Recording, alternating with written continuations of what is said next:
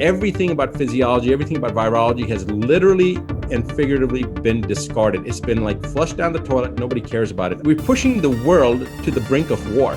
And it's not war between nations. It's war between people that know the truth and aren't going to put up with this idiocy anymore. The real battle is not the virus. And I really thought this was fascinating, especially coming from a man of medicine like you, because you've now seen through a lot of the science that's being thrown around, and you're seeing actually this other battle you're talking about, which is a battle for the narrative, the battle for the minds, and using fear and information as a tool to control an outcome. They want to wipe it out so that there's no memory of this 50 years or 1,000 years in the future. But that ship has already sailed. The only way for them to do that, now to accomplish the task, to get rid of all historical perspective of what's happening, is to kill you and me and every other person that stood up and talked about this, and the people that may not have stood up and talked about it, but recognize how foolish this is. They still think our government is always doing something in our best interest. They think the mainstream media tells the truth.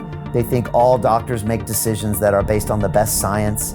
They think pharmaceutical companies give us the best treatments for us. Unfortunately, it's just not true, and you have to be aware of that. It's going to be a war within each nation, and you're going to have the opposition that's going to try to push this agenda, and those that are aware are going to refuse to be shuttled like cattle into the slaughterhouse.